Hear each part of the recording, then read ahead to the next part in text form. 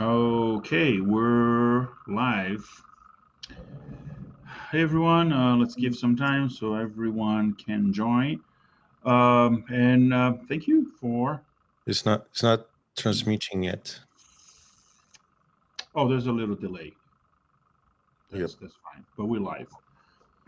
um, so thanks everyone for joining our meetup webinar, and we'll start shortly. Just a few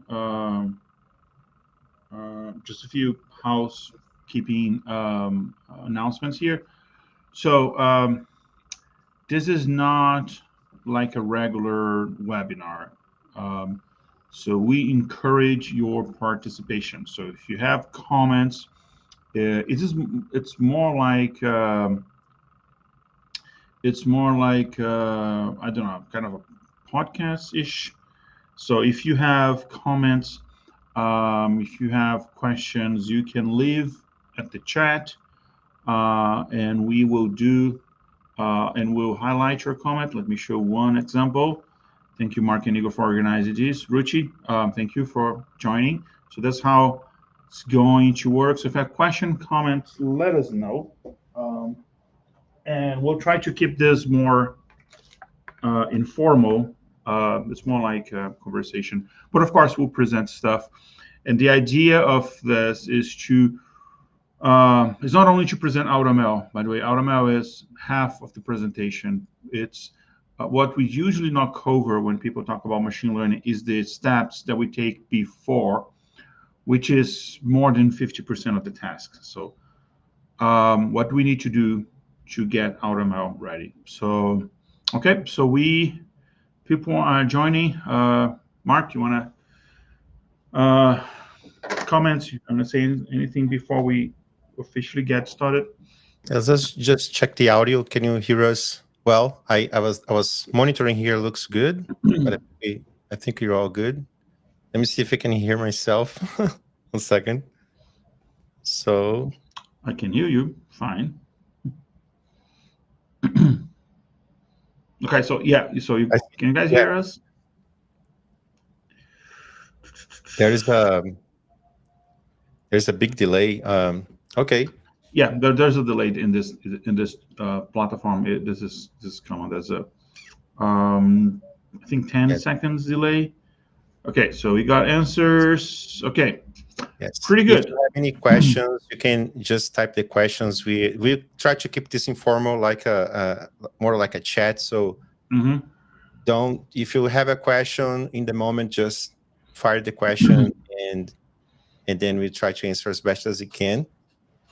And this one is a little bit different because me and Igor, we are uh, trying to mimic what is a real environment when we are dealing with AutoML. So I'm more like the data engineer behind the data, and Igor's more like Hmm. the scientist and the researcher asking for data. So I don't know exactly what he's looking for because I don't have all the knowledge behind it. So Igor, I actually was asking Igor, okay, what do you need? How you need it? And then we did this kind of experiment, so it was very interesting for myself because I learned what's the difference, how is different between having a data for a regular ETL for data analysis where you just need to get the data, do some data treatment, and that's it. And for AutoML is way more challenging, not technically speaking, but how you have to relearn how to deal with data is a little bit different. You need more knowledge to do that, and you have to research. That's pretty much it. So the ETL itself is easy, but it's very challenging to know how to define the target. Target's actually okay, but the features are very challenging. How you understand the features. So you talk about that in this webinar in more details, right? Yeah, yeah, it's exactly like Mark said. I gave him the requirements, just like I would do to a data engineer, and then with the requirements, he then provided me with the data I need. um, which is interesting. We try to make this as interesting as possible. So I don't have anything prepared. The idea is we build live. And I didn't look, that was part of the challenge. I didn't look at his data, but I trust him as a data engineer. So that's the whole mistake. No, I don't think so. I know you quite well. So that's the experience. So we're kind of doing this live. So that's why we want to do this more informal. If you have comments, questions, we're always looking at the chat. Before we begin with we have a few slides. There's a little bit of theory to understand why we're doing a few things.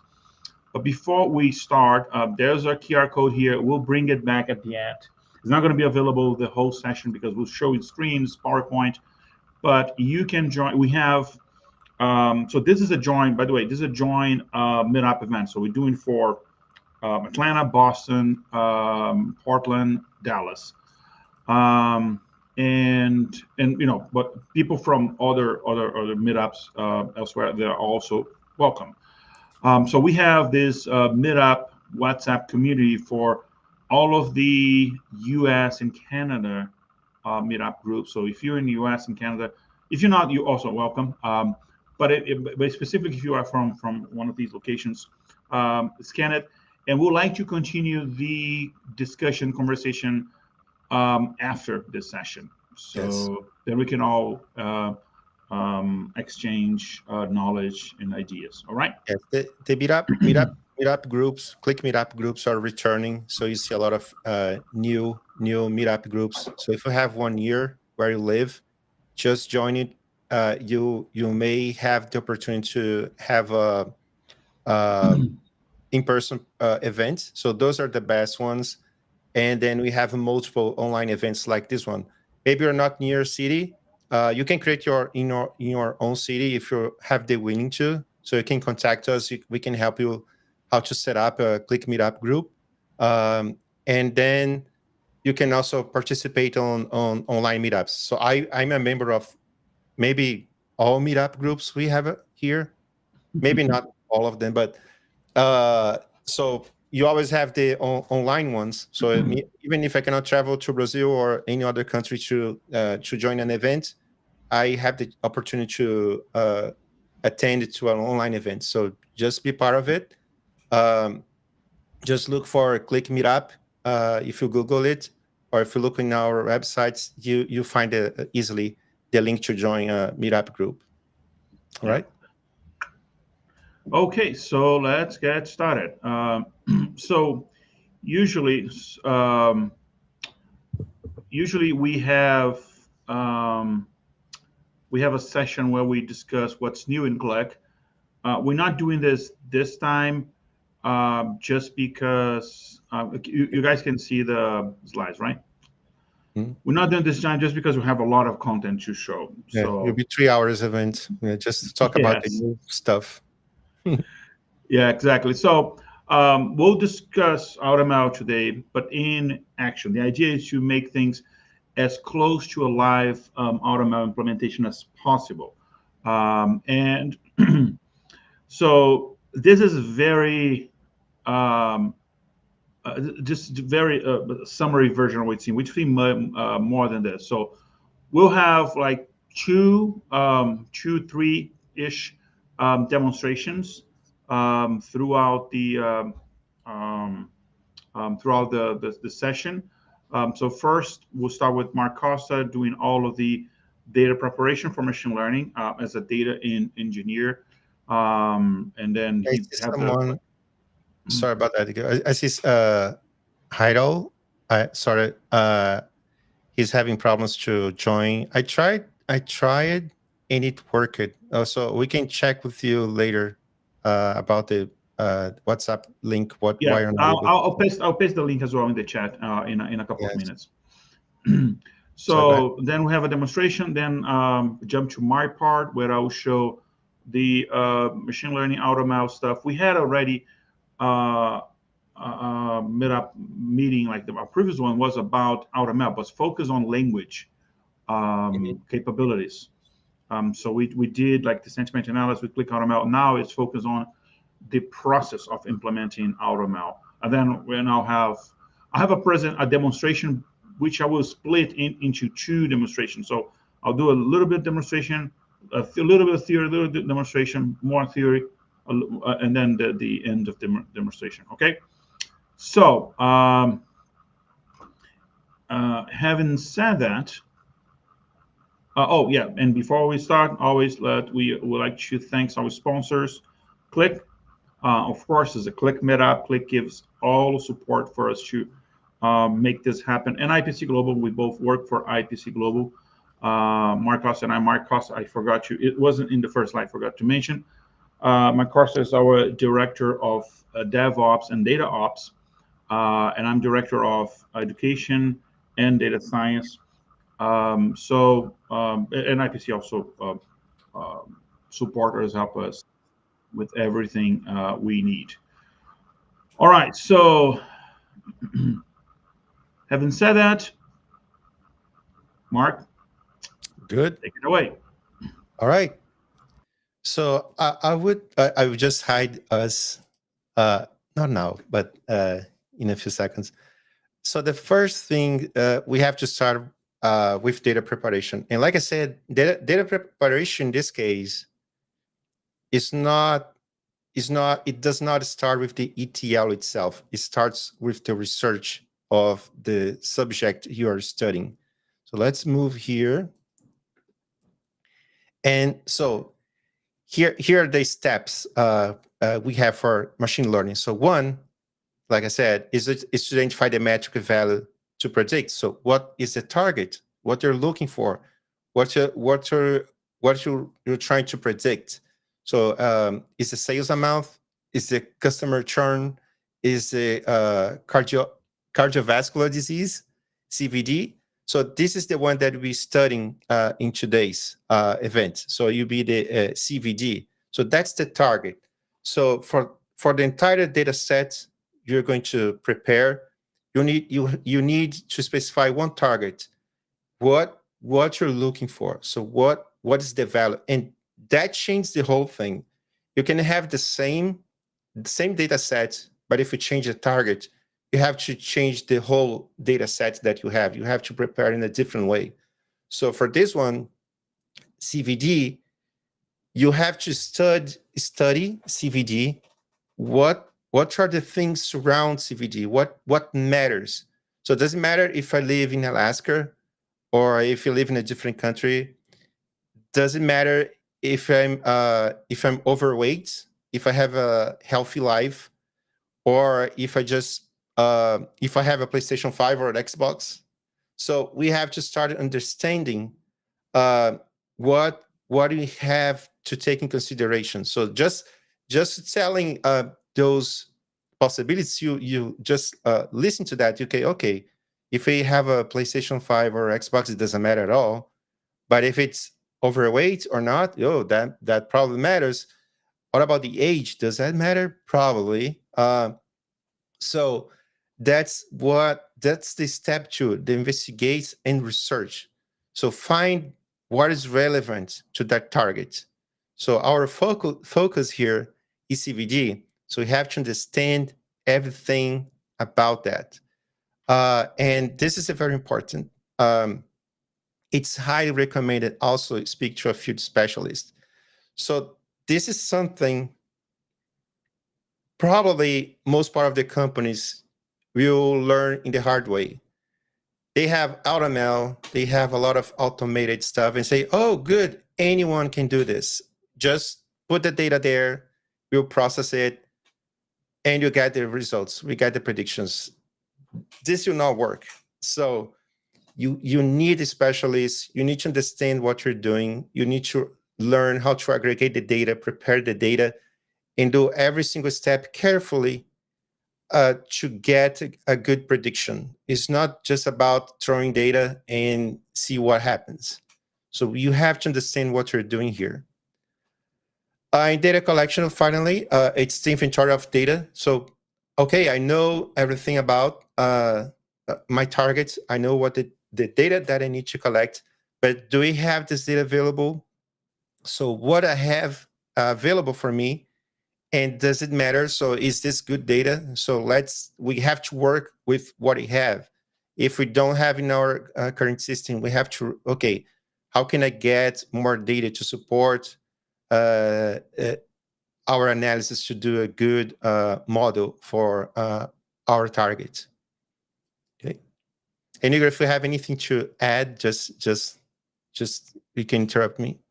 Okay. And okay, and those are the basic. So this is about researching. So what do you have to? What are the questions you need?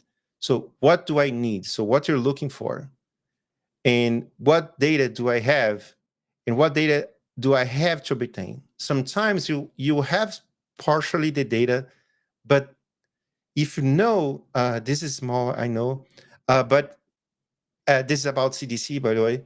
So if you're missing a fundamental part of information, how good will be the targets that we have? How good will be the prediction? So if the weight is very important, plus the age, and if the patient is a former smoker or not, so maybe you're not able to do the prediction. Thank you, Richie, with what you have in hands. So maybe okay, I don't have this data. Maybe I have to collect somewhere else. I'm not sure, Igor, if you're missing some features, if it's enough to just abort the project in this case. Do you see it that way? No, it depends. It depends if sometimes the data it's really hard to obtain, and you need like extra budget. I remember there was a customer of ours like many years ago before Qlik AutoML, which we had to do it all manually in R. Want to predict electro outages, and very important piece of data, because it was the main reason for power outages, was like lightning striking trees. Mm. Mhm. Um, so they need like information about the trees in the city, like the density, etc. Right. So Yes. that delayed the project quite a while, because then you need to find information. It's not available. Oh, so what should I do? Should we get like satellite images and do computer vision to it? Yes. Sometimes it gets really complicated. Um, Mhm. so you need to understand, and sometimes you don't have that. Some piece of data is not as important, so you go anyway. But then uh, you need to understand that, well, maybe You cannot have to be aware. extrapolate. Yeah, I cannot extrapolate this, or maybe instead of predicting through like the next year, I can only do 6 months. So you need to Mhm. do adjustments as you go. So you need to work in parallel with the field specialist. In this case, it's medical research. You need to work with the physicians. Um, Perfect. and so, yeah, we're not replacing those professionals, where we're working in partnership. So we have two other questions. Will using talent data preparation help? Yes, yes. This will be. We'll talk about that in the next slides. How current are various data sets show here, and how do you determine what to use or ignore? Yeah, those are good questions. So maybe Igor, can you talk more about that? So which Um, ones you can ignore, and if you have various data sets show, okay, go ahead, Igor. So it all depends on the target, and we'll talk about that when I'll discuss some of the something called the machine learning framework. So it all depends what you're trying to predict, and what is your horizon of prediction. So let's say I'm trying to predict if a person will. Let's say a very simple example. If I'm trying to predict if a person will die, this is a very easy prediction. It's 100%, because eventually, if you give enough time, 100 years, whatever, Yeah, everyone will die. So never that's not fails. doesn't help anyone. But if I want to say I want Mhm. to check if the patient will die during the hospital stay or in the next year, then you have a horizon. How much the data is important to that. So if I had like a specific disease 20 years ago, it might be important if it is a disease that has long-term effect. But if I have a disease 20 years ago that has no long-term effect, then it's not important. So it depends on the actual information you're dealing with.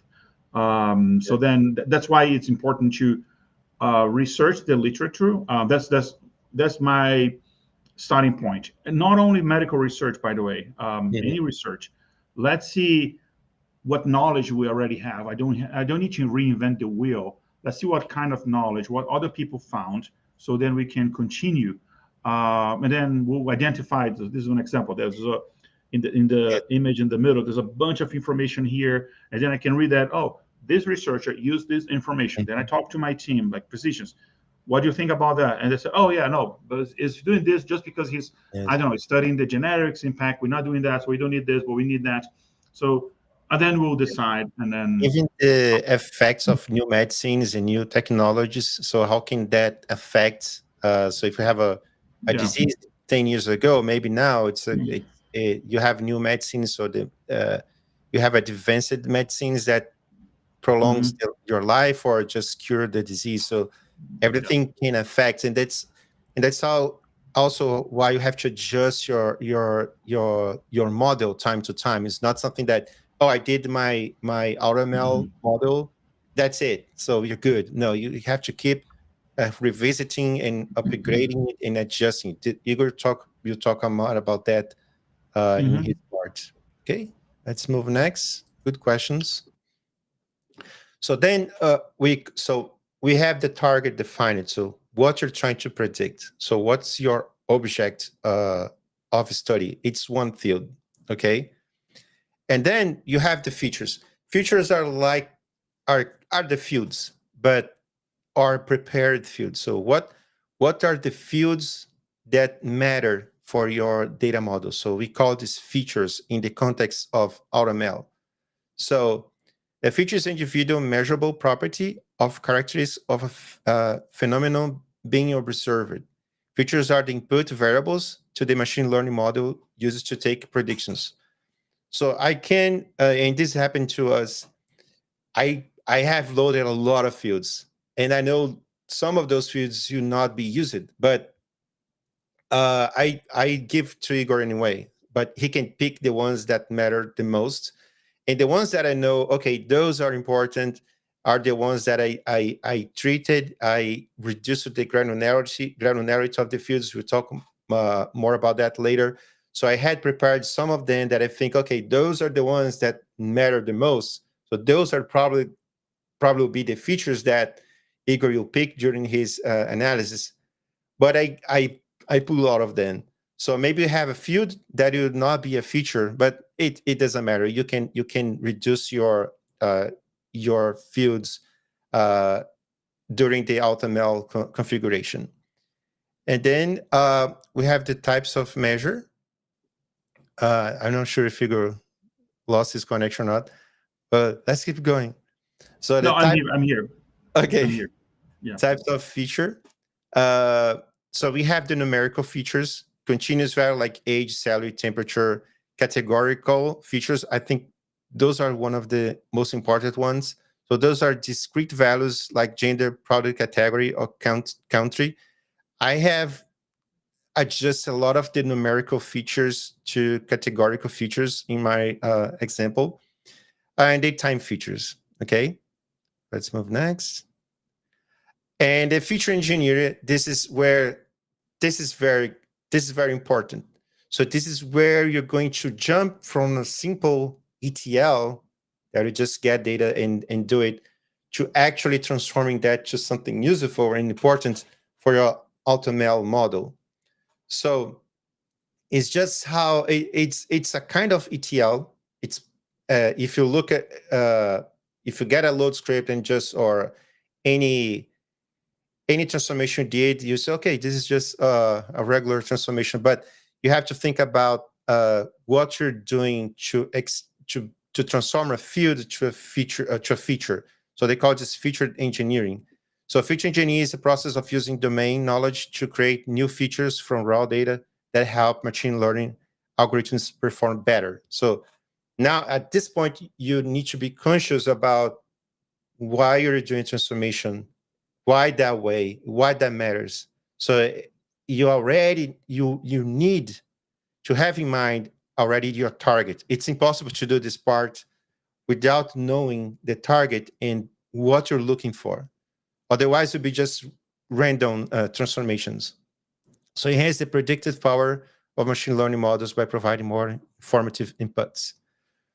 And types of feature engineer is feature creation, generating new features from existing data. So you have a bunch of fields. You can combine them in a different way or transform them to create a new field. So this field will be eventually a feature. Feature transformation modify features to better suit the machine learning model. So even if we provide to Igor the initial, okay, this is what I think will be useful for you, it can return that. You need to adjust this feature to have this kind of information or reduce the granularity of the data because it's not meaningful. It's not helping the study. So then you have to adjust that feature or even create multiple versions of that feature so you can pick different ones during your model. Feature selection, yeah, it's related. So choosing the most relevant features for the model. So it's just because you have lots of features about in your data set, it doesn't mean you have to pick every single one. And more doesn't mean necessarily better data. So you may be adding noise to your AutoML value. So your target will be affected if you're adding a lot of features that, okay, that doesn't matter. Or if you have, let's say you have 20 rows in your data set and you have 200 fields, that's, oh, okay, this is not helping at all. So this will not create a good prediction. So don't blame the AutoML if you're having a bad prediction. Maybe you have to research more, get better, design better features. So design better your input. Okay. And we'll show a few examples here, guys, in the process when Mark is doing his demo and also before. So. Mm-hmm. Okay, and these are some examples. So not all the numbers are the same. This is very important. So the blood pressure, the difference between 118 and 19 is the same as 19 and 20 plus 1. But they have different meanings, okay? We should engineer a new feature, blood pressure range. I think I did this one. Yeah, I think so. So then just having the numbers, the range, it maybe it's not meaningful, like in this case, but you'll be better to classify the blood pressure as normal, elevated, hypertension stage 1. The same thing is. Can I give just a little context on the medical context here? Sure. Mm-hmm. So what he means by this is basically this. So think machine learning at the end of the day will be like a mathematical formula. So the module will come up with a mathematical formula, what the weights, etc. So if you provide it as an input, like blood pressure, a numeric value. So when he says that difference between 118 and 119 is the same as 119 and 120, it's just one. So 119 is one more than 118, same as 120 to 119. So it looks like the difference between a patient that has the 119 blood pressure and 219 is the same as 19 to 20. However, it's not, because if your blood pressure, like systolic blood pressure, is up to 119, it's still normal. But you add one more, then you consider elevated. So that's why using numbers do not help your machine learning, because it does not provide that information. So then instead of using number, we're doing feature engineer, we're creating a new field that has then categorical information. Then we have the levels, because then it captures that difference. So that's what Mark means when he says not all numbers are the same. So that's a medical perspective for this, and we can find similar things in many other examples in many areas. Yes, age group is also a good one. And there are some other examples summarizing. So calculated total number of purchases made by a customer in the last year to predict future purchasing. So you don't need every single purchase of the customer in order to to define to get the target. You can summarize that. So this will help better your model. So sometimes you just don't need all the tiny details of your data. So when you have that chance, just summarize it. Combining features, create a let me hide it. Let me hide us. Create an interaction feature by multiplying age and incoming to study the combined effect on spending behavior. So you can combine multiple features to create another feature to have a better improved feature. Log transformations, applying a log transformation to skewed data, like income to normalize its distribution. Sometimes when you have a log curve, it's better to identify the patterns and have a better numbers for your feature. Polynomial, I never use this one. Generating polynomial features, age elevated to 2 to capture linear relationship. Yeah, those are not. I never used this one, but these and this one for sure. And you see that on this example, not summarizing, but this one for sure. All right, let me put us back. Wait, okay, let's move next. We are back. I hope that haven't muted us. This will be funny. Okay, time for demonstration. Let me get the correct screen. Okay, I have to move these things around. Yeah, I think Reconnect. we should hide us. Maybe we need to hide us again. Yes, yeah, maybe not now. So, okay. So to create the features and I'm sorry to interrupt. So, guys, you have questions, comments, keep them coming in the chat, and let's make this interactive. So feel free to ask questions, yes, comment. yes, I'm looking that way because my screen on that side now because I have to show mine. So I'm keeping. Okay. Right. One step back. So, so when I have a chance to start exploring the new Qlik features, so this one is the script.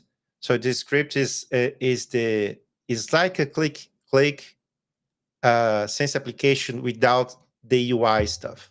So you just have the code part, and I think it's pretty cool. So I'm getting used to it, and I'm using. So if I have a QVD builder or anything to do just data transformation where I don't need to see data relationship, like in a data model, I just creating data.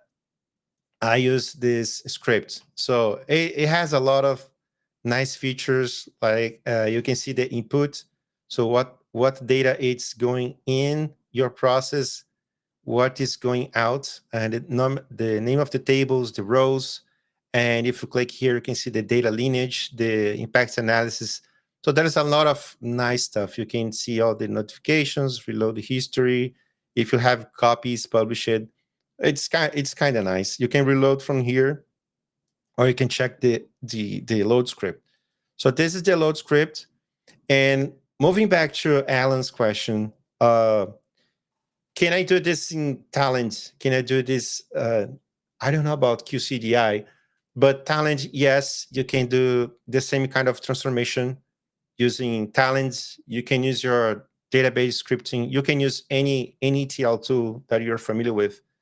I prefer this to do in Qlik because I'm more used to it. And Qlik is a integrated platform where you can access your data to collect everything. You can mix different sources, and you can save in different formats. And you also have the ETL platform. You can integrate everything with automations. So this was natural choice for me to, okay, let's do this in Qlik. It makes sense. Okay, so I keep in the same platform, so I don't need to be switching different platforms. A little bit about the structure and a little bit about good practice. So usually we keep all the mappings in the same section of your code. So let me hide this. So here is everything that I have identified as a good feature where I should replace numerical values with textual values. So here, like you have the sex, period, BP meds, curse smoke, educational level. So instead of numbers, we have values, diabetes, and a lot of other information. Okay. And then everything under the exit script, I'm not considering. This is for other stuff. So then we have our study data. So the source of this my entire thing is this Framingham data.csv. It's a text file that Igor made available for me. So then I get this one and I start, okay, so based with Igor's request and some of the information that I had, so this, I just mark it here. This would be my target. The CVD is a cardiovascular disease. So that's the target. And this would be 1 or 0 at this point. And then we have all the data. So I was not sure if this would be needed or not. So this is from the data, just numbers from the data source. I just list them here. I rename some of them just to make more user-friendly. And I have prepared some of the data to take care of the formats. This is very important. It's one of the feature engineer that I think we haven't talked about, but we will. And then I was mapping some of the values. So, okay, if I have sex, how I would like to transform it to a more meaningful value. And good. Let me see if I have a good example. Like sex is a good one. So it just yes. So sex 1, 2. It doesn't mean much, but if I say men or women, it have more meaningful information, like the meds and the smoke status. Okay, so this is about that, mapping those values. And then also here was dealing with ranges. So if we have this field here, this is cholesterol. If it's under 200, 125, so instead of having like the whole range from 1 to 124 listed in the value, I just put low, normal, or high. So this have to be based on your research. So how can I define high cholesterol or a normal range? So you have to study that and define the correct range. Same for age, that changes. So do I have to do the range for in an interval of 10 years, 5 years, 2 years? So you have to understand based on your research what matters, which range matters for your target. This is about the BMI, okay, and glucose, and that's it. So, and another feature, a new feature that I was using this study was to save as a Parquet file. So if you don't know, Qlik now supports Parquet both on Qlik Cloud and Qlik On-Prem. So Parquet is a data format that's also compressed. It can be really fast to load in your data model, and it's open. So any platform that supports Parquet, you can share that file. QVD you can only consume in Qlik platform, but if you have a Parquet or CSV file, any other text format supported by Qlik, you can share that data. So in this case, I was using Parquet, and that was especially interesting because of these guys here. So if I preview the data, I think this is available also in the application. So you can see some of the values here. Oops. It's taking some time.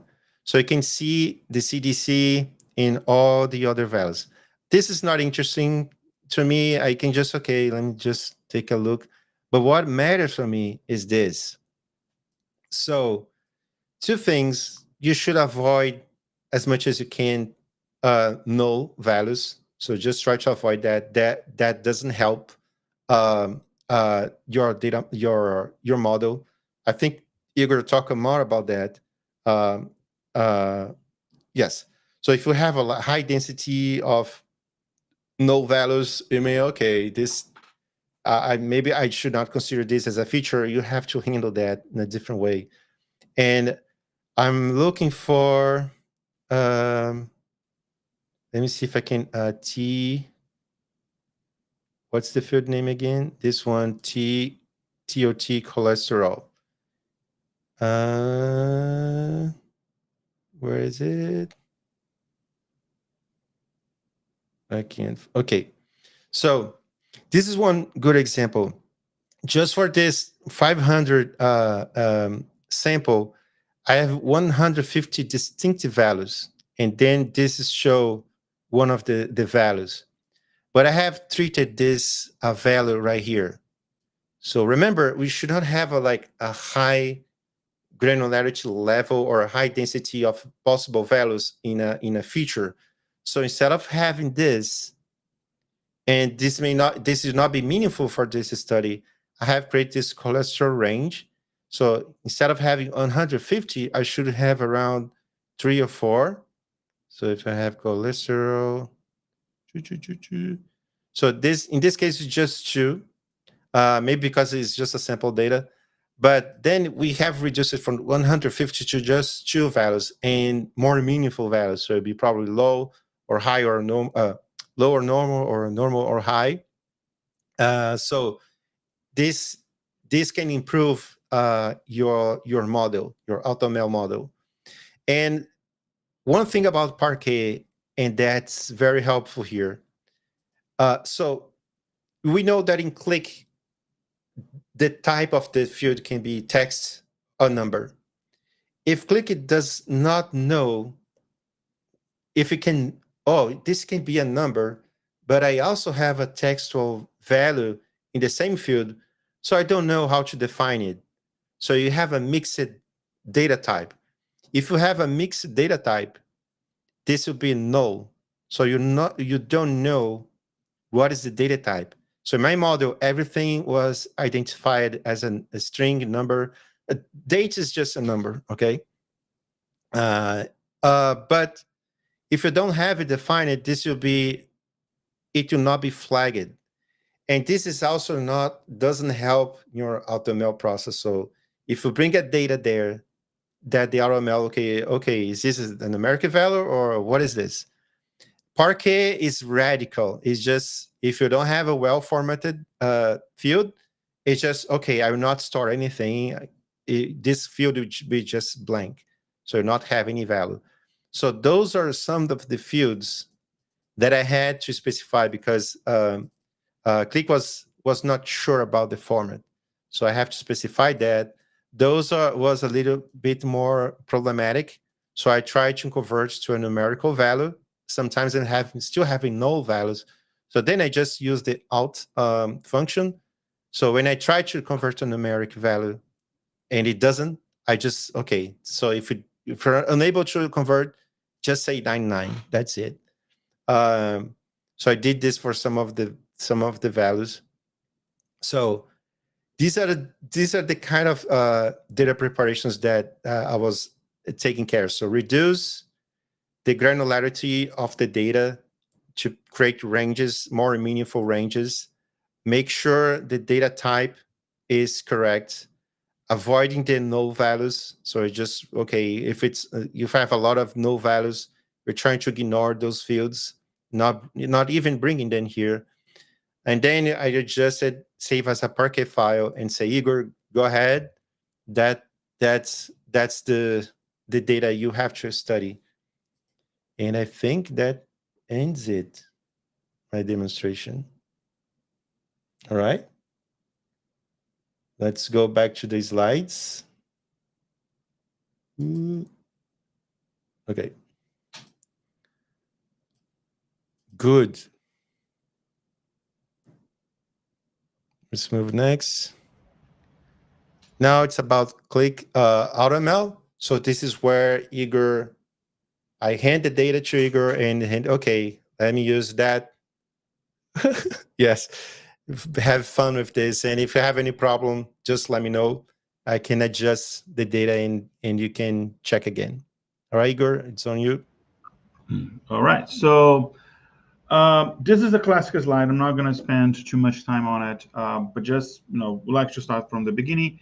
When we talk about AutoML, the ML of AutoML means machine learning.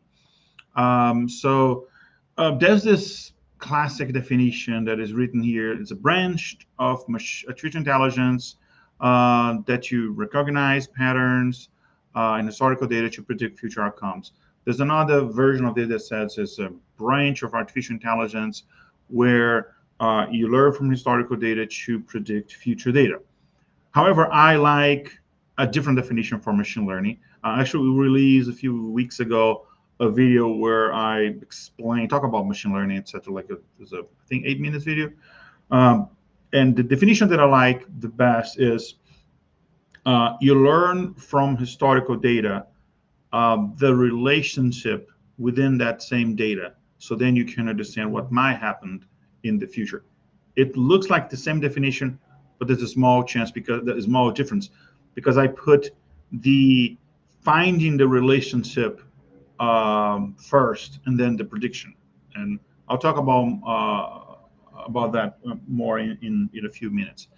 So if you have questions, most of the questions you have, if you have data, you can answer with machine learning. Like, will the gym customer cancel their membership?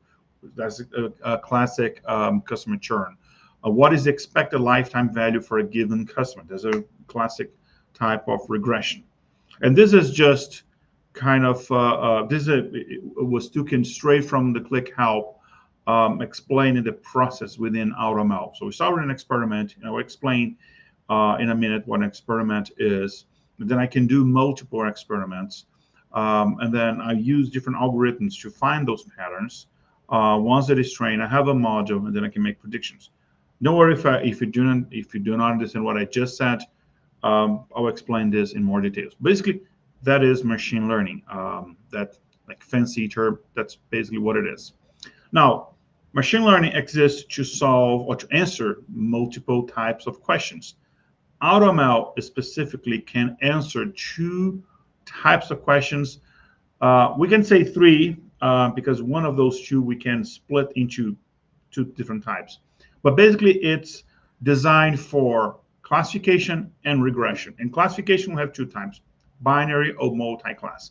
So what is a classification? Basically, it's a machine learning that can predict, let's say, will my patient develop this disease? I have two options, yes or no. So then that's a classification, and it's a binary classification because I have two options. What is the outcome for the patient in the hospital? Well, the patient can be transferred, the patient can be discharged, the patient can die. So I have multiple. So there's a multi-class classification. And same as what type of category should I put this customer or this product? Could be multi-class, binary classification. And then we have the other type where it's the most complex one, and which is a regression. We're predicting a number. So what will be the average price of, I don't know, housing price of this area within a year? And then that's a regression because we're predicting an actual number. There's a few limitations. So basically, of course, binary classification, the distinctive values you're predicting has to be two because it's binary. Easy. Multi-class, of course, has to be more than two, otherwise it's binary. So it has to be three, but up to 10. Why? Because if it is too many, I have like 11, 12, 15, 30, whatever many classes you have, it cannot make a prediction because for each one of those classes, you need enough sample size. If you have too many, you rarely have enough sample size. So, well, but my variable, my target variable that I'm trying to predict has, I don't know, 15. What do I do? Consider grouping some of them together. Oh, these two are very similar. Should I group them together? So it's another option. And then regression predicts a number, but you have to have at least 11 different distinct numbers within your data set. Otherwise, they're so similar, there's not much to predict. If you're predicting, let's say, how much, I'm trying to predict the throw of a dice. This is a very silly example, a throw of a dice. But the dice, like a normal dice, has only 6 possible values. You have to use a multi-class classification, not a regression for that. Not predicting the number, because we only have 6 categories. You need at least 10. So this is a thing that it's hard to teach, because a lot of things you get from like experience from doing it, and working in collaboration. When you get like the statistical data science training, you get a lot of these insights, a lot of this experience throughout the process. But then work with and as a team, as a group, then you can get those insights. Now, those are the types of problems AutoML can solve. A question that we get asked a lot: how about time series? It does not. And a lot of problems, they are hidden as a time series, and we don't understand as a time series. I'll give you an example. Let's say I want to use AutoML to predict how much disk space I'm using for my QVGs, because I want to say, oh, within 1 year, how much disk space I need, so then I can buy more hard drive, whatever, considering I'm not in the cloud, for example. So if you're in the cloud, you don't have the problem. Great. But let's say you do have a problem. Oh, it's a regression. It's a regression because I want to predict a number, the size. So I provide all of this data, and then AutoML does not perform well, because that is not a regression problem. That's a time series problem. You know why? Because the size, considering I'm not deleting anything, the size that I'm of disk space, or the size of my QVGs tomorrow, depends highly on the size of my QVGs today, and today depends on yesterday, because it's growing, just like a stock price. What is the chance of a particular stock being $100? Well, if the day before is 99%, it's pretty big. If it is 80, it's not as big. So there's a time series component, because the importance of each feature, it's not the same. Each feature are more important as they are close in time to your target. And by the way, a quick comment, that was one of the data sets that we're studying to add to this webinar. So I had this 80% of this preparation was finding what data we're showing. Yes. I think we tried 4 or 5 different data sets. Most of the data sets, they are too simple, so no fun. Yes. No fun. Some of them are too complex, they require a week. So and then I finally got, I was sleeping, and then I woke up, oh, we have this data set. And it is to be nice, because it's one of the products we support that tracks the growth of the data of KVD files and the ETL performance of the layer 1 KVD builders. But then they go, oh no, this is a time series. So what that means? So that I mean, we can do time series, don't get me wrong, but not in AutoML. Yes. We do more like manual approach. Yeah. By the way, a little, just because I found the opportunity. If you go to Mark and I, we have a blog. We'll give you the link at the end, called Data Voyages. I have a video where I show how to use Fourier transform to find patterns, pattern on trending in data. Fourier transform is one of the best techniques to use, mathematical techniques we use for time series. Anyway, now let's go. I just have those 2 slides before my first demonstration. So I'll do a first demonstration. I have more slides, but I want to get started our AutoML project. And I'll use the data Mark prepared for me. But I'm not, and while, so we'll get started. We'll leave the AutoML training going. And while it's training, I'll go back and we'll discuss a little bit more theory. So let me jump to my screen. So that's our cloud environment. There we go. So before, I'm not sure if you're familiar with the new layout of the cloud environment. But before, we have the green magic button, like the add new button. So I would, if you still have like the old one, you will click like the add new and find experiment, ML experiment. Now we have this, which is cool. So I can go to create. I actually like this better. I think it's better organized.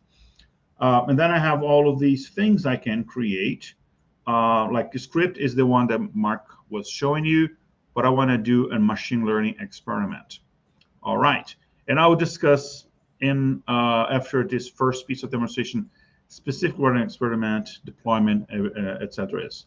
So make click now. I have the green add button, like this plus sign here. Now, to start an experiment, there's only one thing I need to give it a name. So let me call this AutoML CVG. Let's call Meetup July 2024. So remember what we're doing. We can save this in a space. I'll just save my personal space because this is just for personal use. But of course, we recommend saving this in a shared space so other people can collaborate. And I'll open the experiment after I'm finished. There we go.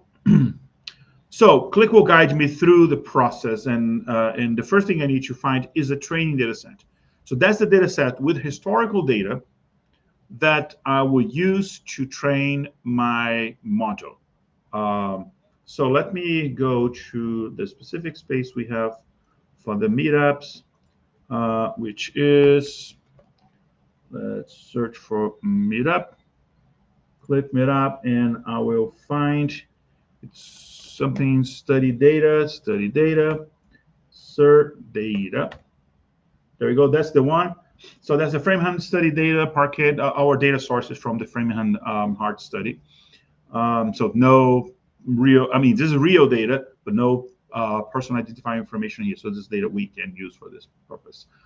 So let me click on it. Once I click on it, then Qlik AutoML will read the data and will give me some valuable information about the data. And I'll explain some of these in a minute, but let me just give you an overview. So this is all of the data I have available.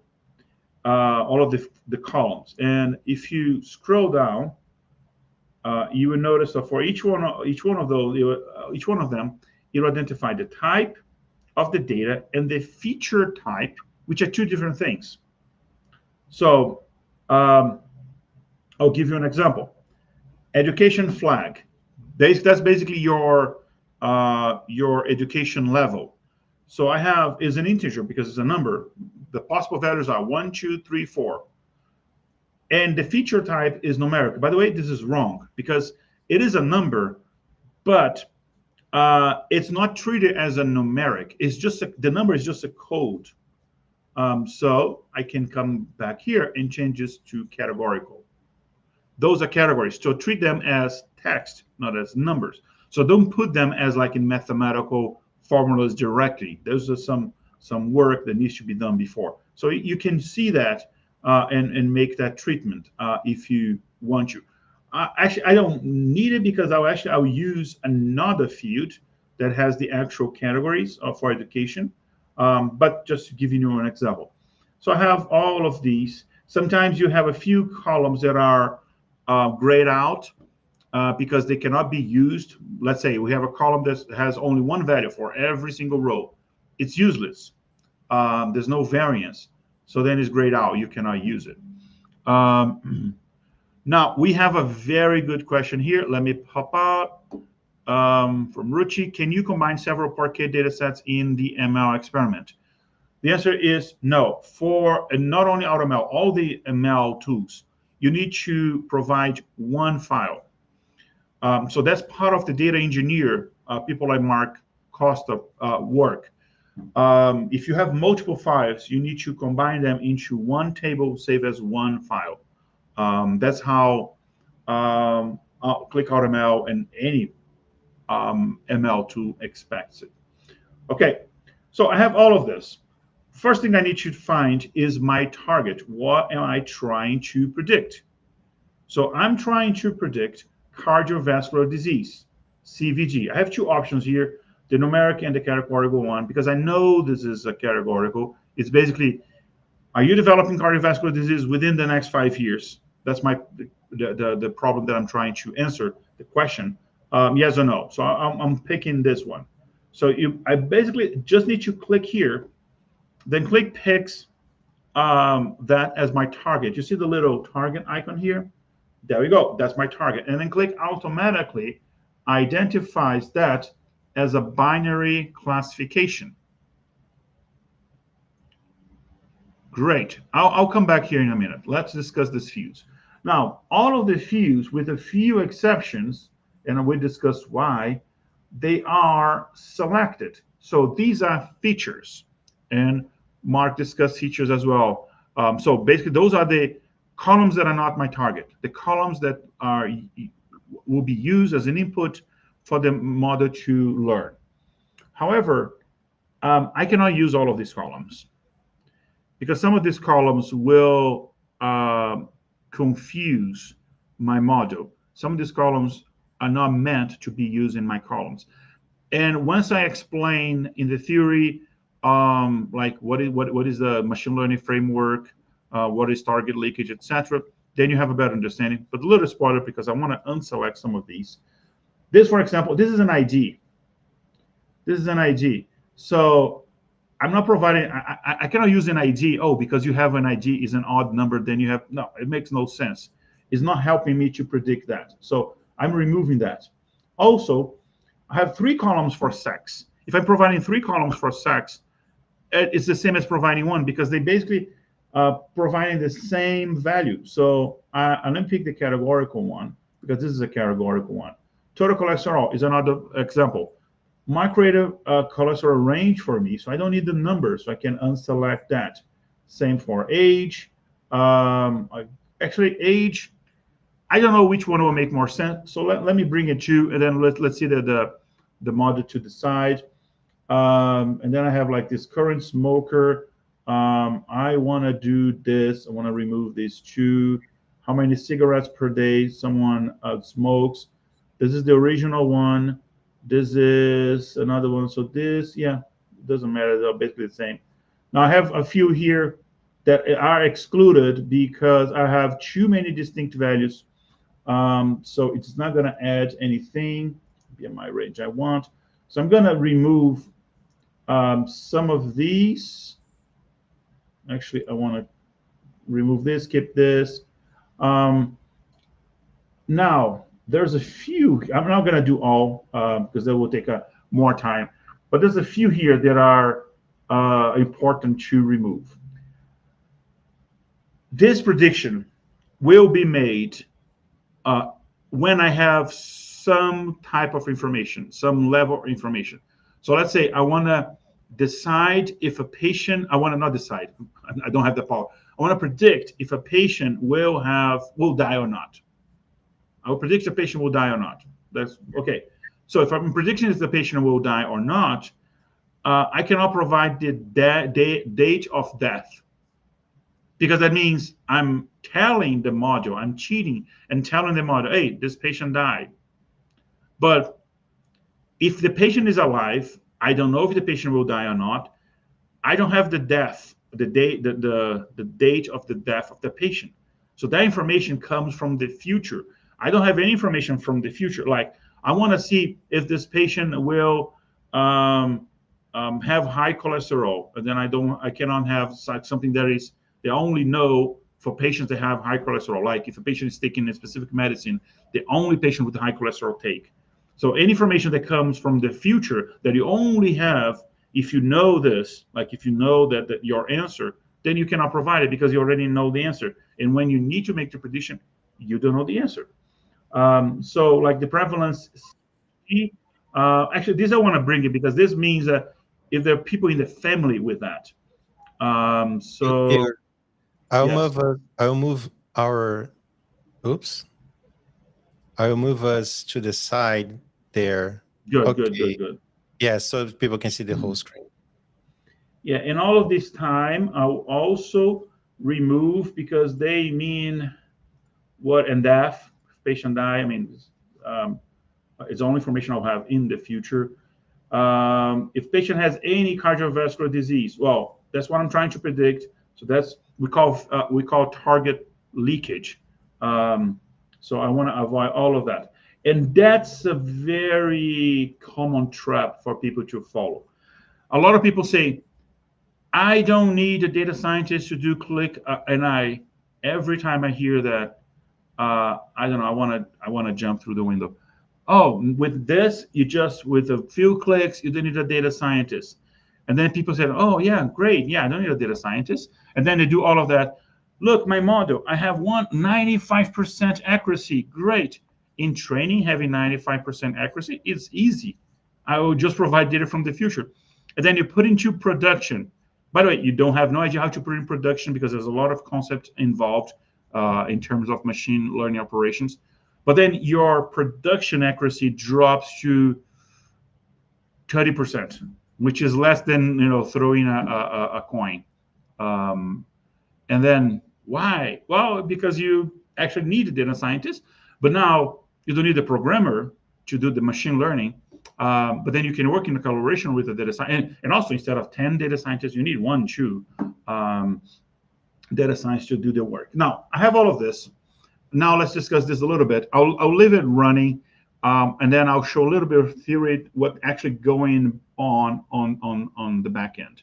So that's my target. CVG, great. Now, once I click run experiment here, what Qlik AutoML will do, basically at the end of the process, because there's a few preparation steps that I'll discuss soon. Qlik AutoML will learn how all of these columns that I have selected correlate to one another, having CVG, cardiovascular disease, as a target. How all of those influence the development of cardiovascular disease. So Qlik AutoML, I'm not providing any medical knowledge. Qlik AutoML will find, based on the data that I have, maybe I'm missing data, so then I'm only good as the data I have, but that's what we do. Now, how does a machine learning learn those different rules, like the rules of the game? How does machine learn how these variables correlate to one another to affect the prediction? Well, there are multiple ways to do that. Each way, we call it an algorithm. It's like, let's say I want to do ribs, I want to cook ribs. How can I cook ribs? There's so many recipes to do ribs. So each recipe is an algorithm. The actual ribs prepare that I can eat is the model. So if you go to other tools in the market, they will do similar work. However, they will try 20, 30, 50 different algorithms. And actually, I saw, and some of them I'm actually certified, so I can really say from experience, I'm certified in all of these very, very famous tools. And they'll say in the sales speech, oh, Qlik AutoML, they only testing 8 algorithms. We have 50, 60. Yeah, great. And then the algorithm they have selected one of these. They use neural network. They use a lot of things. But at the end of the day, these are the ones that will be selected because there's a lot of other algorithms that do not apply for this type of work. Like, there's no need to use neural network deep learning for classification for regression, because you get, like, I don't know, 0.1% more accuracy and 6 more hours of processing. It makes no sense. It's like, oh, I have this fly to kill. Let me get my, I don't know, my nuclear arsenal to kill a single fly. It makes no sense. So these are the ones that will get the job done. So that's one of the reasons that AutoML is so fast. Now, now the algorithms make my brain hurt. They're pretty beautiful if you're nerd enough. The mathematics behind it, I recommend, like, the actually boost the math behind it. It's amazing. But anyway, what AutoML will do will train we'll train the modules using this data for every single one of these 8. I can unselect some of these 8 because I know, for example, this is not a Bayes kind of problem. So I would select, but I'll just let it run all. But in order to do that, Qlik AutoML needs to perform a few tasks, and those are what we talk about, the AutoML pre-processing. I'm not going to discuss them here. I'll discuss in my slides because I want to let this run. So once I'm running, it will perform all of these pre-processing tasks and do the training in all of those, and it will compute how well each one of those algorithms did, and then recommend you the champion for you. While it is running, let's go back to the slides, and let's a little bit more theory, and I think I need to hide us so we can see all. Oh, there we go. This is the one. Got it. Okay, now some of the things I already discussed. Just a little review. Experiment is where you do these things. Is where you ask AutoML politely, because sometimes eventually AI will have conscious and might revenge people that are mean to AI. When I see people like kicking robots, like the Boston Dynamics robots, don't do that. They will remember. Anyway, jokes aside, it's where the machine learning will learn the rules. After it's learning, after the process it's completed, the process that I'm running right now, I can deploy that to production. Means I can use this and we'll do that task. Now, oh, by the way, before we do anything, Qlik AutoML do some feature engineering additionally to what the data engineer did. Like, for example, if I have a time feature, like I have a date, Qlik AutoML will automatically create a year, month, week, day of the week fields automatically, and other little things. And also the data pre-processing. I show you 5 steps there. I'm not sure if you can see well my image here.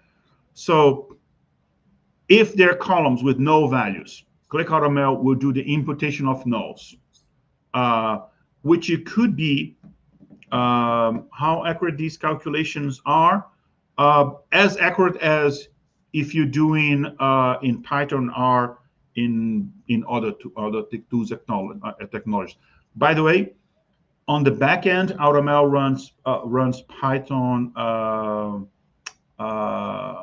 scikit-learn libraries. So it's industry standard, but everybody does, or a lot of people do. Also does encoding categorical features. Encoding categorical features like this. Let's say you have you're predicting something about cars, and you have the color of the car, and let's say you have 3 options: black, white, red. You cannot provide those values as a text to the machine learning, because you can. AutoML will convert that. But AutoML, the algorithms will not be able to do anything with those, because those are text. And at the end of the day, remember, we'll have a mathematical formula. So we have to convert that to something numerical. So the most common scenario is, well, instead of have 1 column for color, we'll have 3 columns, 1 for black, 1 for white, 1 for red, and then the value will be 0, 1, 0, 1, identifying if the car is one of these colors. I'm old school. I used to do all of these programmatically. You have to do that all programmatic. It's a lot of work. Training all of these algorithms, all preparation in Python or whatever it is, it takes time. Trust me. Feature scaling. Sometimes you have 2 numerical values. Let's say the price of a house, which is in the hundreds of thousands, maybe more. And then you have the not square feet. Now, let me get, I don't know, the temperature, average temperature, I don't know, whatever information. So one is like, a temperature could be like 50, 60, 70. It's a small number. The price is too big. If you just input the prices, the data as is, the prices, just because it's a big number, will have a bigger influence. So then we need to feature scale. Instead of just showing the number, you show a scale of the number. I don't know, difference from the mean or something like that, percentage, right? Those different techniques. Automatic holdout of training data. So Qlik will not use all of the data I provided to train. It will use some of the data, and we'll do like a sampling, and then we'll hold some of the data. And then after all of the algorithms is trained, you run that again, and then it will do like the five-fold cross-validation. We'll do like 5 times this process. So then it validates to see the data is not overfitted. So that's that. And then there's another thing that we don't recommend you to do when you're training for the first time, only if you want to optimize, is what we call the hyperparameter optimization, or HPO, which is basically the way algorithms are learning are based on parameters. No model is perfect. No model will predict something perfectly 100% of the time. It does not exist. There's always error. But its error is better than not knowing anything at all. There's always an error. So in order to get to the actual training, so let's say I want to predict this specific whatever I'm predicting, like cardiovascular disease. So let me adjust my weight, my variables, 0.1 by 0.1. Good, very precise. Will take you hours. Well, let's try to make it faster, but that will be good enough. Let's do 0.5 as 0.5. So that's what we call like learning rate. Then it trained. So, okay, now my model is trained. This is my model with a champion, the one that was chosen. Great.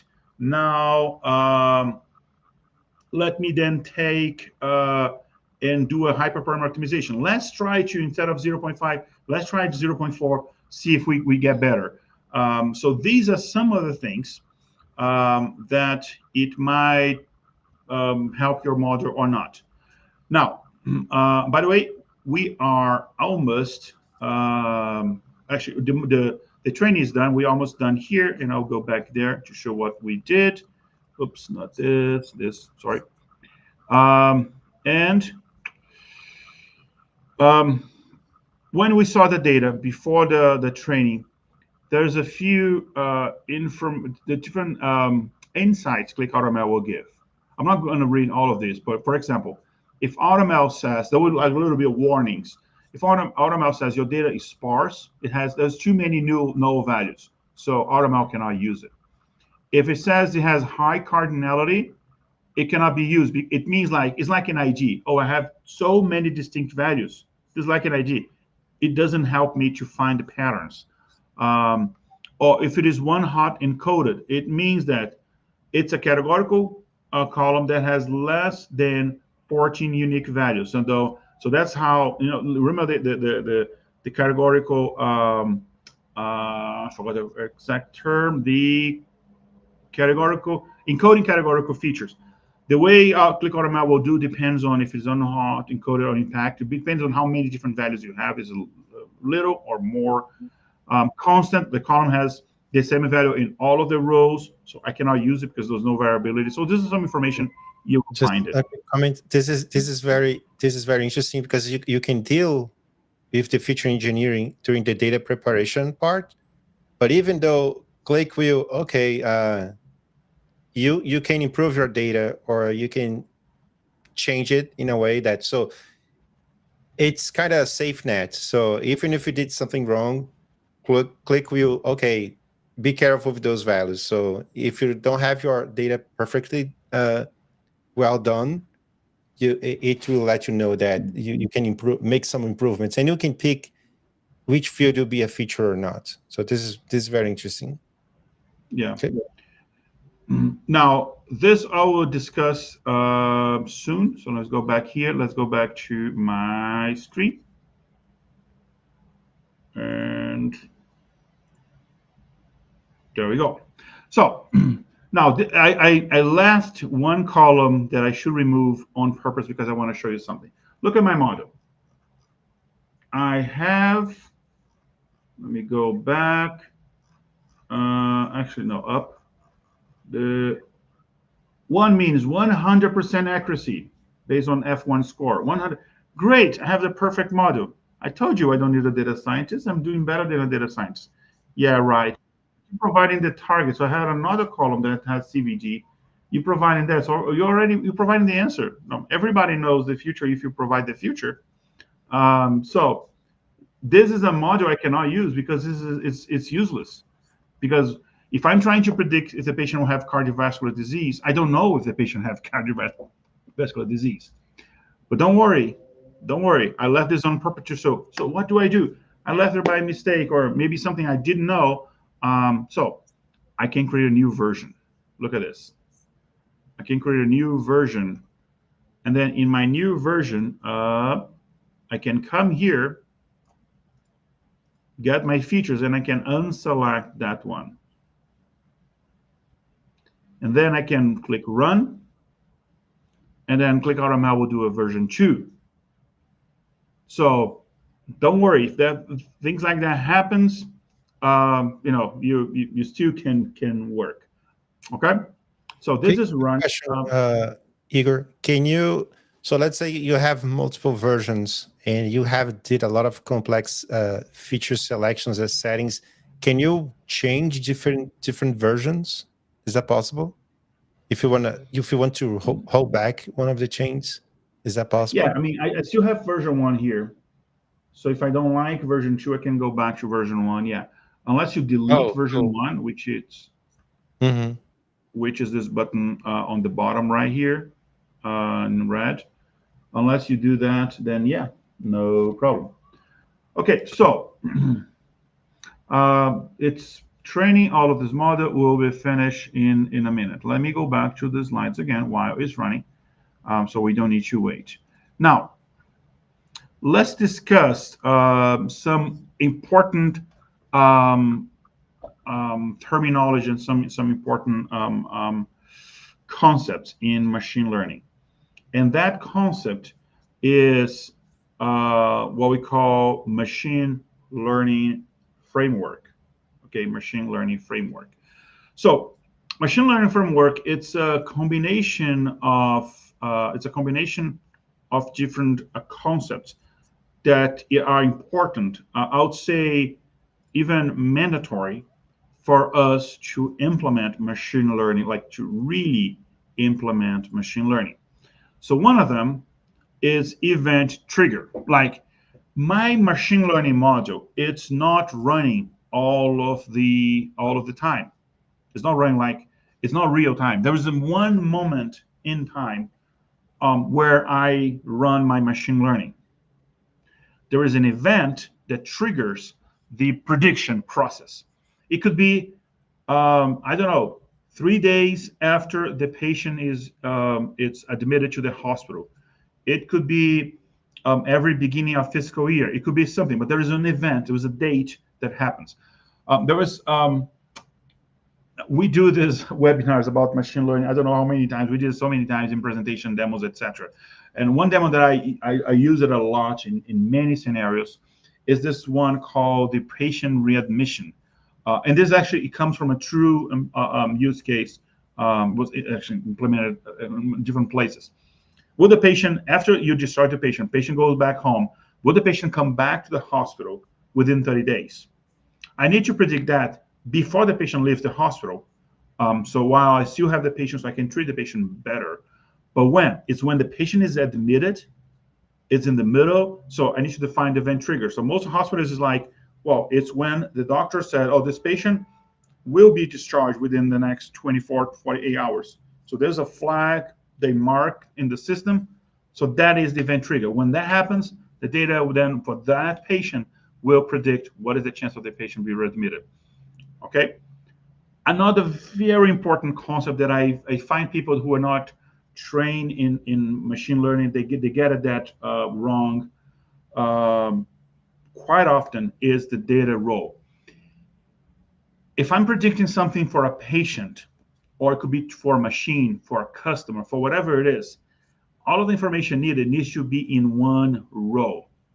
I saw examples. I'm predicting something for a patient, and I have the data for that patient for the last 10 years, summarized year by year. So one patient has 10 rows, and you're never able to predict that. So it has to be one row. So instead of having 10 rows, you have to like do like the opposite of cross table, kind of pivot table, and put it in one row. So that's another thing. A target, Mark explained, was a target is what you're trying to predict, but a target has two components. The outcome is the actual value you're predicting. Like here, we're predicting the patient will have cardiovascular disease or not. And then we have the horizon. Okay, the patient will have the cardiovascular disease in 5 years, in 1 year, in 2 years. You need to define that. Like the readmission, the patient will be admitted within 30 days. So if the patient goes back to the hospital after 2 months, it's not a readmission. It's outside of our horizon. You need to understand that because you need that information to prepare your data. So in my training data, when I have the CVG column, the patient had CVG or not, It's not a current information. It's like the patient had a CVG up to 5 years after the data was collected. So that's horizon needs to define. Now the features, Mark discussed the feature. I think everybody understands what the feature. And then we have a prediction point. Prediction point is the time where you stop collecting data and you're ready to make a prediction. So otherwise, because if you pass the prediction point and you continue to collect the data, you're getting data from the future. So if I need to predict if a patient, let's say I want to predict if a student will graduate high school, and I want to know after the first year, after freshman. So if I need to stop collecting data after freshman for the machine, I mean, I can still collect data for other purposes, but for the machine learning purpose, I need to stop collecting. Otherwise, I'm getting data from the future. There's a future leakage or target leakage. So that's your prediction point. When do you want to stop your prediction? That's a fine balance you need to discuss with the business people, because there is a balance between accuracy as more data as close to your target. Let's say I want to target if the student will graduate high school, as close to senior year as I get, more accurate I get. But at the same time, I reduce my actionability. That's a difficult word. Actionability. We all pretend that I said it perfectly. So your ability to act. So if I get it too close to senior year, my ability to act, because maybe it's too late, is small. So then I need to balance. If it is too early, I cannot predict that once the student is like 5 years old, but I cannot predict that when the student is already senior year because it's too late. So you need to balance what is a perfect prediction point. All right. This is very, very, very important. And then example of machine learning framework. It's part of your proposal. It's part of the document you send to business people, data engineers. It's part of your project plan. I've seen so little projects having this. Like, oh, I want to predict if a sale lead will close, will be a win. Like I will actually win the sale. Okay, that's your target. What is the event trigger? Well, I want to make my prediction. I want to run the machine learning when the sales lead is created. Okay, it could be, or it could be after the first meeting, after the POC. You define that. What are the features? What data do you have available? I have this, and that. All right. What is your prediction point? Well, prediction point is 30 days. Actually, this is the 30 days after the lead is created. Okay, so I will collect data for 30 days, and then I'll run my prediction. And what is your question that you're actually asking? Predicting 30 days after lead is created, will that lead convert to blah, blah, blah, blah. So that's your question. All right. And then the student graduation is the example I gave it before. Now, this I'll show later. Let's go back to my screen. And this, there we go. Now, I ran in parallel a third version. So that's the third version. So that's my model. Okay, that makes more sense. The patient had a stroke. I'm not considering that as a cardiovascular disease. That's my main feature. Look at this. It ran all of these algorithms, and it has all of these metrics for accuracy. If you want to understand what all of these is, at the end of this presentation, we'll give you like a link for an ebook that I wrote that explains all of this. So let's not spend time explaining this. But AutoML gives you all of this. Look at the little trophy here. It does select my champion. It recommends a cat boost classification. Great. And then I have all of the metrics. I have the area under the curve. This is it. How well the model will predict the true class, meaning how well the model predict the people that will have cardiovascular disease. This is my rate of true positive, close to 80%. Rate of true negative, 96%. This is pretty good. Coming up in the future, I know it's in the roadmap, they'll have a way to balance between these, because sometimes which one is better? Well, it depends I think it's better a true negative. If I say you're not going to have it, I better be right. If I'm saying you haven't and you don't have it, is not as bad, because then it means that you took care of your health better. So this is good, because true negatives should be, for this particular case, should be higher than the true positive. I mean, you should uh, um, deliver, or we should adjust for that. That's what I'm trying to say. Great. Now, can I use it? Not yet. I need to deploy it. Once I deploy it, then we can use it. So deploy, you basically click the deploy button right there. You basically have to provide a name, that's all. Where you're deploying, then you deploy. By the way, you can do as many experimentations in Qlik Cloud as you want. Deployments are limited based on your license. Basic license, 2 deployments. So only the module do actually, okay, this makes sense, I want to deploy to production. You can purchase more in parallel. If you want to, I want 5 more deployments, 10 more deployments, you can purchase separately. Yeah. Not, Can I know that we talked about that before in the other meetup. It's also interesting that you see there's the small enable real-time API access. That means you can consume this model. Correct me if I'm wrong. Outside Qlik, correct? You can provide through endpoint API this model to other platforms, or it's just to consume it inside the automation. How that works? it's a deployment, and then you can consume inside an application, an automation, but it's a deployment. Okay, but also external tools, like if I create a custom .NET application, can I use this endpoint? Yes, so that's the real-time API. There's a real-time API. I'll show you that. I'll show you that in 30 seconds. So let me deploy. Deploy is quick. So it basically takes the train module, and now done. Let me open it. So here's my deployment. And I can use it in many different ways. This is great. I can use it in many different ways. One way is to create, and this is just a summary. One way is to come here and create a prediction directly in the deployment. So I can come here, create my prediction. I need to find a data set, like it's not in my training data set, and a new data set, a new file. And by the way, that file can be a file, let's say, that I update every week, every day.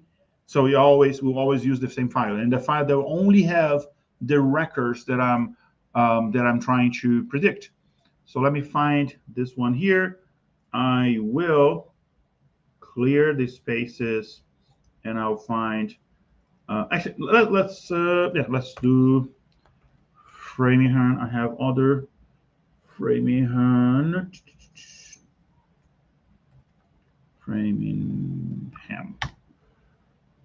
I mistyped probably Framin. Okay, there we go. And I want Framingham validation. That's probably the one I want. Let me see. That's a different data, different patients. Okay, age range. Oh yeah, okay, that's fine. I think we're good. We have a few errors. Glucose range. So the deployment will find fields that do not match, but it's just a warning. I think we'll be good to do this. Name your data set. How I want to name my prediction. So let's say I want to save as a Parquet file. I want to call it Framingham. Let me call Framingham meetup prediction. Something like that. It could be Parquet CSV QVG. Confirm. And then what files do I want to save? SHAP, I want to explain what SHAP is, but that's an explanation of the prediction. Why the module make a prediction, a certain prediction, okay?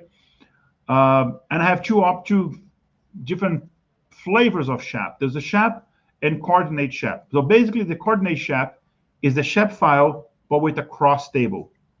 I prefer the coordinate. It's easier to use it because this SHAP will have different columns. For each feature will have a column, but I prefer as a row, so we can put in an object, we can select. So I prefer this one. This, by the way, this is new. Before we only have this, and I have to do a cross table every time. Now they listen to us, as they always do, and we have this. Want to save the errors? Yeah, it's a good idea. Apply data set is basically a copy of this data set. So I want to copy my data set. I don't think I need it, or maybe I need. What is my IG? It doesn't find an IG, so we create an IG for me. There we go. I can simply run this prediction one time, or I can create a schedule. Oh, I want to schedule this every whatever days, or actually this is daily. Let me do monthly or whatever I want to do. So you can create a schedule to run it, okay? Or you can run just one time. Let me just run one time. Save and predict now, and also we run. And it's running. It gives me the warning, but it's fine. I have another. I have an application that I'll show you that have all of these ready to go. Now, this is one option. Option two.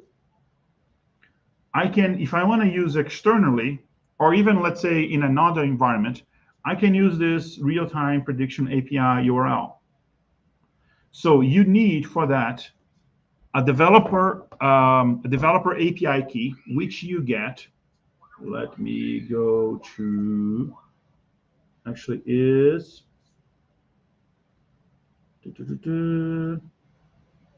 administration.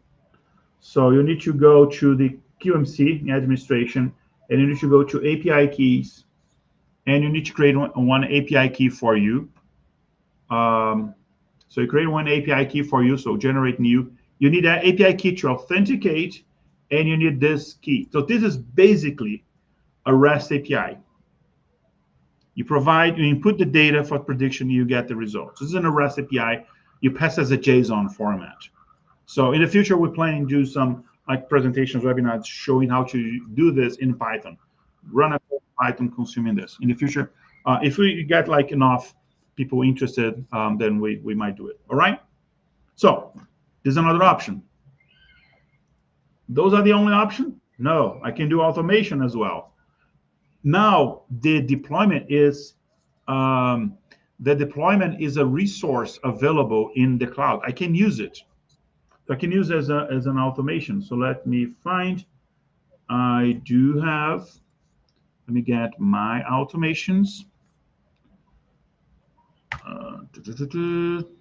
This one. Yes, I do have. Is this the one? I think so. I have two users because sometimes I need to test how a user with less access will see things. Okay, and I have the AutoML. You can tell that is that from hand Python automation integration. Yeah, that's the one. No, that's I love automations. Dun, dun, dun.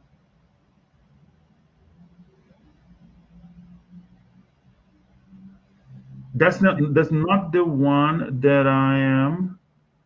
Let me. I think is readmission. This is a different one. That's the one I want. This is not the one using the data we have, of course, because I just created this data. But let me. I think you can open from there. Yeah, go. You have to go to your hub. Yeah. It's not in administration. Oh yeah, I was in admin. Oh, what I'm thinking. It's not here. It's analytics. Yeah. I was in the wrong location. Analytics automations. There we go. Now I can find it. There we go. This is all new interface, so I'm still adapting, guys. Sorry. Reload hospital readmission. I think that's the one. Okay. So this is a one that we use for hospital readmission. So we reload applications, prepare the data, and look at this. So we got data. So it's an automation that at the end of the day runs.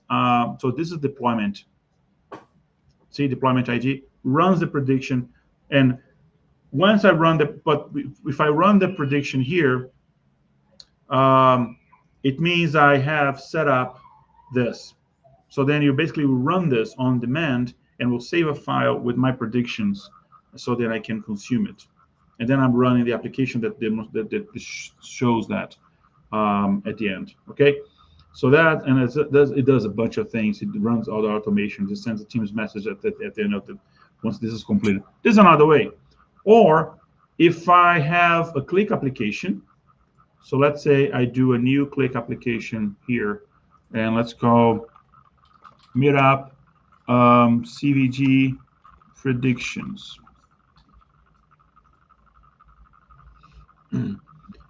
I have the option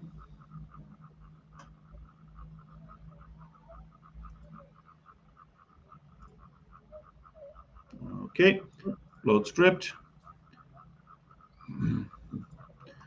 I have the option to, if I'm running this on a schedule basis, just load the files.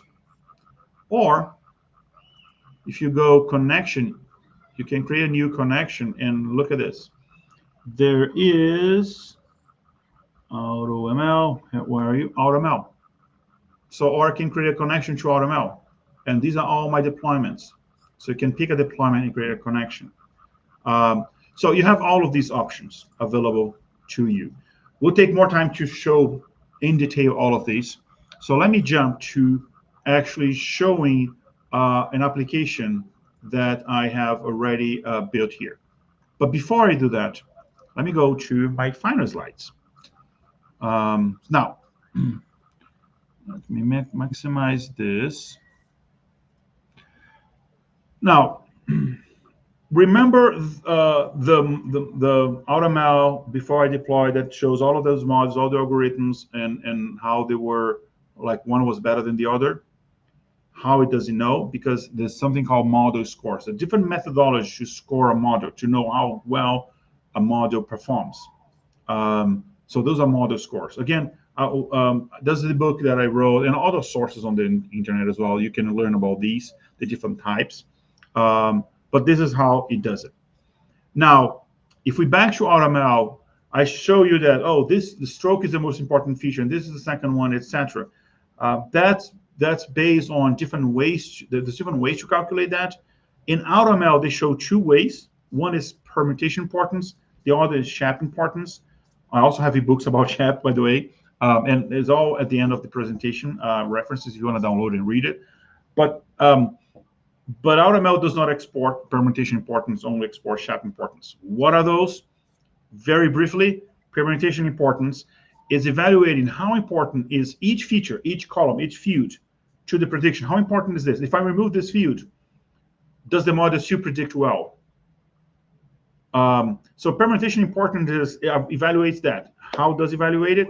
It's very clever. It takes the values within the column and it shuffles them.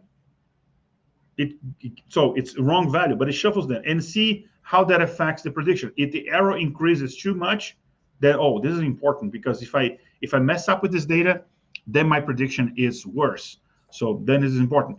But if there's a column, if I shuffle them and my accuracy doesn't change much, this is not important. So that's how permutation importance does. It shuffles the values within the column. SHAP importance, it removes columns entirely to evaluate importance. It's more complicated than that, because it does like in groups, in different ways, in different orders, multiple times. But it's the most accurate way to evaluate how important each feature is to the prediction. And AutoML export that to us. And I think that was, my last slide. Now, let's go to my final presentation, and then we'll bring this back home. I have already an application for the same data set, for the same prediction. Let me search for Framingham, which is this one here, just to show you how it is done and what is the importance. I did multiple things for this data set here, because I use this for multiple different demonstrations. But it's the same data. It's the same data set, Framingham, and we predicting the same thing: cardiovascular disease. And there's other things here, like we're doing hypothesis testing, etc. But there's a different topic. What I want to show is the actual prediction. So we're predicting for every single patient the chance of that patient developing cardiovascular disease. And then, because I have that for every single patient, I can plot it in any way I like. I can put in any charts I like. Let me show this one first, because this will make things much, much clearer. But having the prediction, like every single patient, you have this probability. You have 90% chance of having cardiovascular disease. You have 80%, 50%, 20%, whatever. Giving for every single patient is good. However, if I only have that, it does not help me much. I need to know why the model thinks that patient will develop cardiovascular disease. So then I can talk to the patient and say, oh, listen, if you do this, this, and that, you might avoid that outcome. So that's what the SHAP distribution, the SHAP value does. The Shapley addictive explanation, that's what it means, the SHAP. Is the transparency of the module, is the why, is the prescription of that. So, well, the most important one is the stroke. The patient had a stroke or not, there's a high importance. If the patient was hospitalized for a specific condition, is another one, have angina, etc. So these are the three top ones, and then the systolic blood pressure is important, the sex, age, less important, but also in the top 10. Okay, those are the most important features. However, and by the way, if you go to AWS, that's all they provide. It's all they give it to you. It's good. However, what does it mean? What does it mean, like blood pressure? What levels? Should I increase, decrease? What does it mean, the hospitalization? If I have more hospitalization, maybe the patient is taking care of, so they have a lower chance, they have more hospitalization, have a higher chance. I don't know how this actually impact that prediction. But Qlik AutoML gives you that per row. And the SHAP value, this is an aggregated chart. You can see in detail. And I color coded, so everything that is below 0, it means it decreases your chance of having cardiovascular disease. So these patients, the value of stroke decrease their chance. This patient increase their chance. And some of them increase the chance by a lot.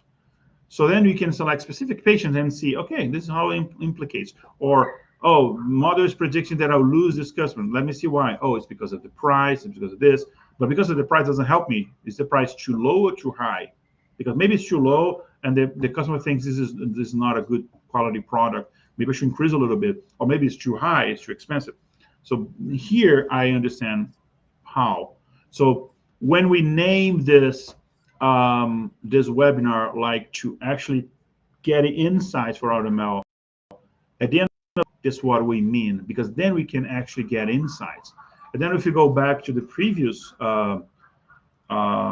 sheet, I can plot it like what is the importance. I'm analyzing age here. What is the importance of age to the development of cardiovascular disease? Look at this beautiful curve. It's going slightly up. So, which is kind of obvious, but we have a confirmation. As you get older, you have increased your chance of having cardiovascular disease. We get a different feature. Let me get the glucose. How about glucose? Well, it's all over the place. Surprisingly, is not a big impactor to cardiovascular disease. It doesn't mean eat sugar as you wish, because it has other implications, but not as much for cardiovascular disease specifically. How about the high density cholesterol? Same, it's kind of a constant, close to 0. So there's a lot of insight. So I should focus on these, of course, for my patient for other reasons. For cardiovascular disease, not a big impact. But look at the systolic blood pressure. It goes up, and it really up after 140, which makes totally sense medically speaking. So then I'll focus here, my attention. Hey, patient X, let's reduce the blood pressure to this level, because then we reduce your chance of having cardiovascular disease. That's what the prediction model says. This is true insight. And it could be like to sales, to customer churn, to machine maintenance, anything you like. Okay. I could. Quick comment about this, the blood pressure. That this is very interesting because it's one of the things that I monitor a lot, because I'm doing the TRT therapy. So then they have to keep monitoring every 3 months the blood pressure, because it tends to get higher. So you have to drink Mhm. lots of water and keep hydration good, because if you increase the pressure of your blood, the density, it's so increase the pressure, and you have high risk of cardiovascular problems. And that's why I'm not a bodybuilder. Yeah, I look like one, but I'm not one. That's I why, like your self-esteem so much. that's why a lot of bodybuilders have heart attacks. This is one of the reasons. So there are multiple ones, but it's interesting how that curve shows reflects that. It's very interesting. Great. So Costa, you want to take us home? Yes. So so these are the where you can learn more about Qlik. So you have the help.qlik.com, the community. If you don't know, the Qlik is community is the Qlik community where you can, if you have questions, you can post your questions there. You have a lot of people to help you. I'm also missing the Qlik Nation. So you have the Qlik Nation where I you didn't can. put it because it's invitation only now. They're not accepting new members. So Oh, that's true. That's true. yeah. Yes. You have Data Voyagers is our blog, and then from there you can, yes, you can find our YouTube channel. You probably know because you're watching from YouTube, so you're already there. Uh, Subscribe. and then yes, subscribe there, give a like. Uh, I hope this will show the like on the YouTube icon. It's nice. Mhm. And so Igor and his department have developed some ebooks and cheat sheets. I hope I said that correctly. Mhm. And so you have about the Qlik AutoML, the Qlik cheat sheets, and this Sharp Values ebook. So you can find all these materials there for free. And I was questioning myself how many people are trying to say, what's the word again that you're trying to say? Actionability. Actionability. Yeah. Yeah, I say that word all the time. yeah. Just I, today, it's always I like would that. I would split then actionability. That's a good tip. I'll try next That'd be time. easier. That'd be easy for me. Okay. Yeah. Yes. So yeah, so All right. we have this, as Mark said, the book about the shop, and then so these are the links. You can take picture and take a look at it after. Also, this is recorder, so you can go back to YouTube and rewatch it Yes. as many times as you wish. And And join Click Meetup. yeah, and Very important. I think is that we have a few extra. Yeah, go ahead. Oh, that just join any meetup. You'll be very good to keep you posted. Mhm. Right. You can talk about the next topic. Yep. Okay, so our next, we don't have a date yet, so stay tuned. August, maybe September, we'll see exactly. We waiting for the release of Qlik Answers to make this Mhm. more fun than ever. So, but You'll be we're that in planning to person. talk about language. There you go. When you be the next in person, you'll be August. You'll be this one Um, because we have. we're planning Boston in September, and we don't have a date for the other ones yet. Yeah, you probably do a But world tour. So we do have online, then we have other. We did a couple in person this year, so we'll continue to do Mhm. for the rest of the year. So stay tuned. Thank you again. This date is wrong. So let me go back so you didn't see Yes. that because we this was from the previous presentation that is wrong. My bad. So thank you so much. We have a great audience here. Mhm. So thank you everyone who joined. Thank you everyone who joined and stay through the end as well. Don't forget, let me go back here so we have a last chance to join our WhatsApp group. And let's continue the talk, conversation there. Let us know what you think. Honest opinion, you don't say if you don't like, you can say you did not like. Is within 2 hours. It looks like a lot. It's not a lot of time. So we try to condense a lot of information. It's like a semester Yes. of training to 2 hours. And if there's any specific topics you want like a real deep dive, let us know. We can do other events in the future. All right. Great. Thank you for All right. coming. Thanks, Mark. Thank Thank you you, very much. everyone. See you Thank next you. time. Bye.